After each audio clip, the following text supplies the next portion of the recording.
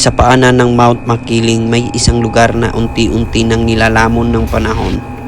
Isang resort na dati ay puno ng tawanan at buhay.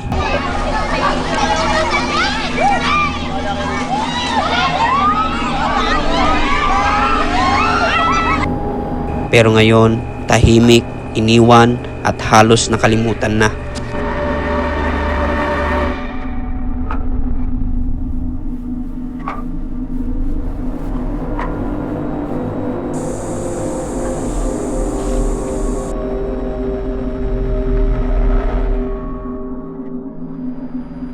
Ang bundok na ito ay hindi lang basta tanawin. Ayon sa alamat, ito raw ang tahanan ni Maria Makiling, isang diwata na nagbabantay sa kalikasan.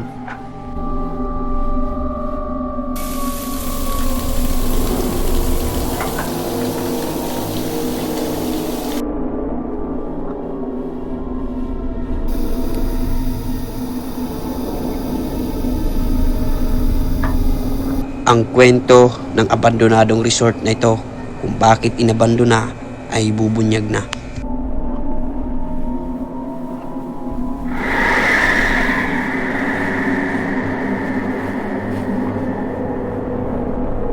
Mula Malabon ay nag-travel ako ng mahigit 4 na oras papuntang Los Baños, Laguna, kung saan makikita ang puok ni Maria Makiling. So alas 4:30 na ng hapon nung makarating ako rito sa tuktok na itong Mount Makiling. So iiwan natin yung motor natin kasi maglalakad tayo ng ilang minuto doon sa kabundukan na itong Mount Makiling, kung saan makikita yung nagtatayugang mga puno at dito rin makikita yung abandonadong resort na isa sa mga usap-usapan sa social media. Actual kung ipapakita kung anong kalagayan ng resort. So tara, pasok po tayo.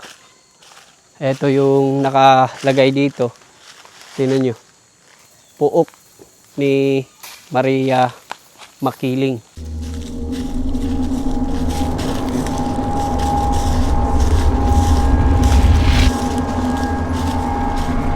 So makikita po natin na kalsada pala to dati, oh. Yung dinadaanan natin kasi natabunan lang ng mga dahon at saka mga punong kahoy na nandito sa daanan.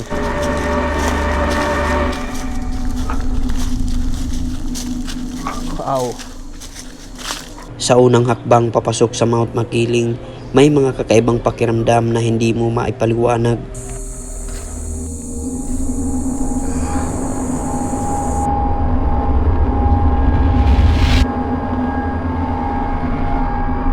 Kapansin-pansin ang lugar na ito na matagal nang pinabayaan.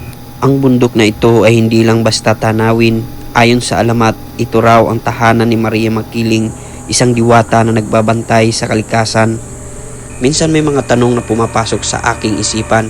Bakit ito nila inabandona at pinabayaan? Makikita po natin na talagang masukal yung daanan at napakaraming mga matataas na puno rito sa area ito. Talagang mamamangha ka sa sobrang ganda ng lugar. Parang paraiso talaga dito sa loob ng Mount Makiling.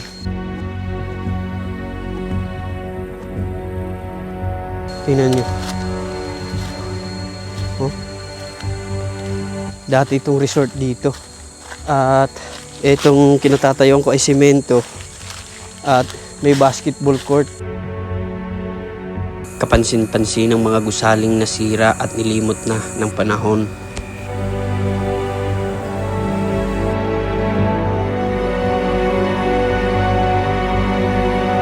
Parang waiting area to. Ayan o. Grabe. So meron pang underground. Ayan o. Wow. Sobrang ganda, guys. Napipicture out ko yung ganda nito nung hindi pa naabandona. Biruin mo, nakatayo ka rito at tanaw mo yung naggagandahang mga magagandang mga puno. Tapos dito sa areang to, meron ding isang bahay. Ayan. May bahay dito. Ayan. Ayan. Wow. Grabe. Ayan.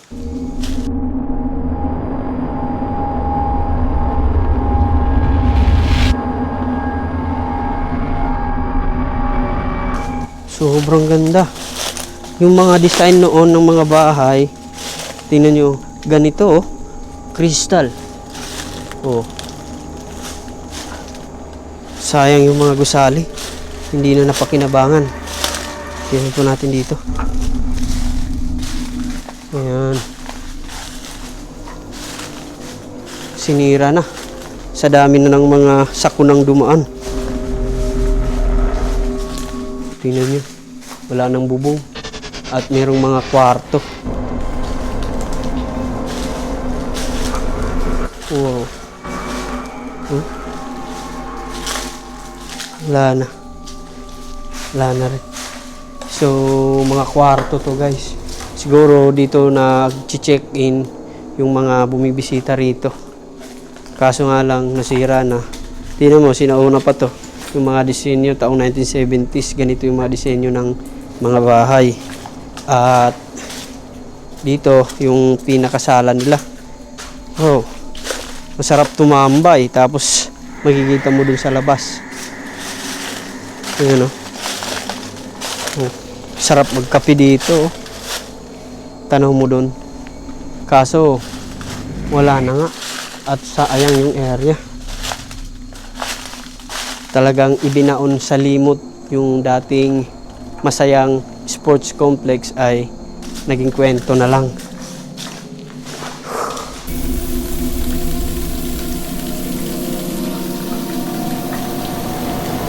Nakikita po natin yung dinadaanan natin para pong nasa movie tayo. Oh. Pang movie siya dito guys. Oh. Ayan. Ito yung sira nilang office.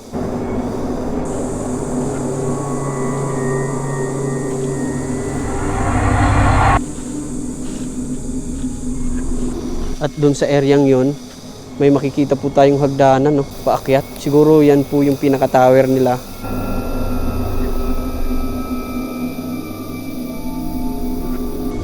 At meron silang bakod sa gilid. Dito, makikita na po natin yung basang semento. So, balita ko, meron sila ditong swimming pool. So, yan po yung pupuntahan natin. Ito yung paakyat papunta sa swimming pool. Meron pang mga gusali rito na talagang nakatayo pa. Biruin nyo, taong 1970 hanggang 1990s nang simulang iwan ang lugar na ito. Meron ditong gusali guys. Ano kaya ito?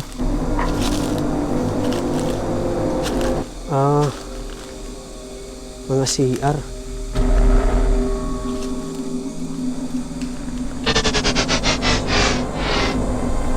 So mga CR guys.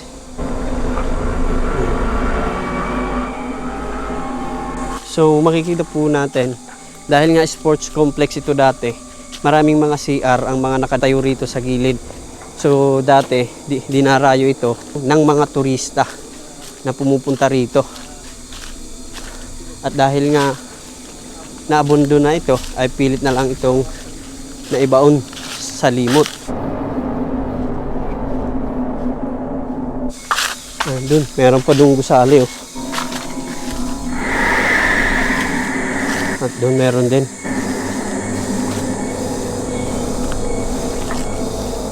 Para tayong naglalakad sa ibang lugar. Yung mga puno oh.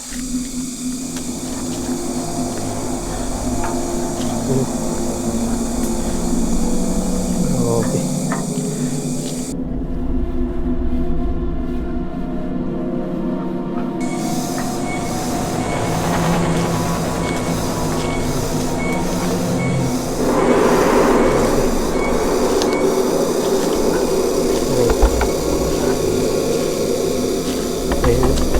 Makikita po natin, ito po yung ground floor ng swimming pool. Tingnan nyo.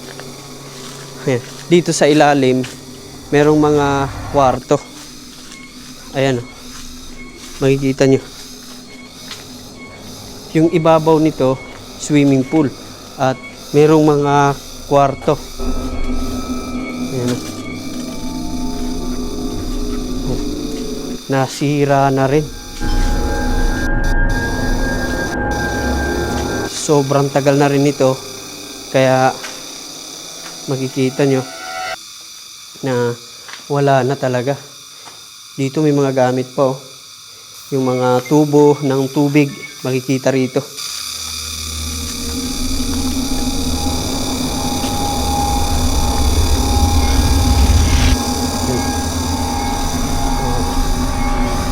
Grabe.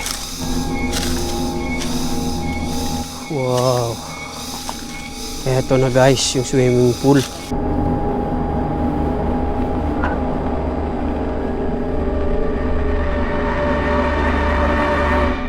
Biruin mo yon, sa tinatapakan natin ngayon ay merong mga kwarto at dito swimming pool. Grabe. Yan o.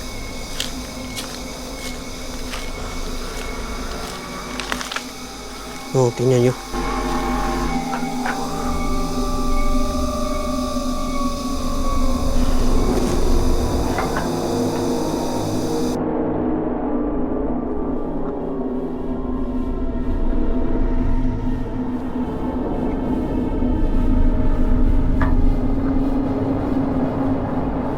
Makikita nyo po dito, etong swimming pool na talagang sobrang lawak. Isa sa mga nakakalungkot na pangyayari ay naabandona. At makikita po natin na sobrang dumi na at marami ng mga lumot. At dito sa gilid nito ay napakasukal na. Makikita po natin yung area. Talagang sayang po ang lugar. Etong lugar na to ay dinadayo po ito dati. Sa ibaba po nito ay merong mga kwarto kung saan nagsisilbing pahingahan ng mga pumupunta rito dati, kasi isa ito sa mga sikat noong taong 1970. Dinarayo ito ng taga iba't ibang lugar para pumunta lang dito sa resort na to.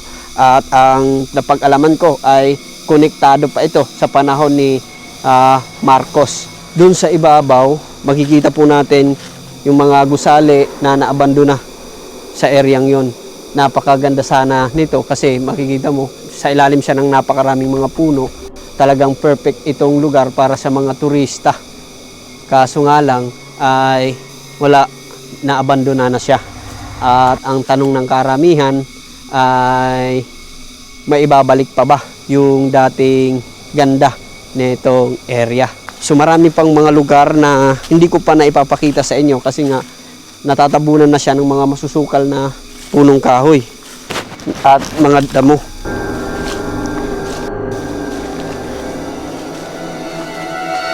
So dito merong swimming rules. Tingnan mo. Focus natin, bro. Ayan o. Dito nakasaad yung kanilang swimming rules and regulation. Swimming entrance fee 40 pesos. Children below 2 years old. So isa sa mga patunay na itong lugar ay nag-ooperate dati. Sa di malamang dahilan ay bigla na lang itong napabayaan. At yan po yung tanong ng karamihan. Makikita po natin dito sa taas meron pa pang hagdanan. Parang naglalakad tayo sa mga haunted na lugar. CR din. Ito oh. CR siya. Yan po. Mag-aalas 5 na po. Kaya marami na pong huni ng kuliglig yung maririnig natin dito.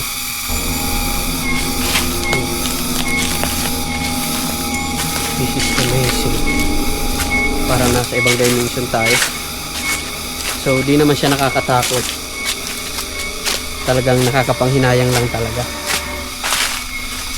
na makita ang isang strukturang nilimot na ng panahon.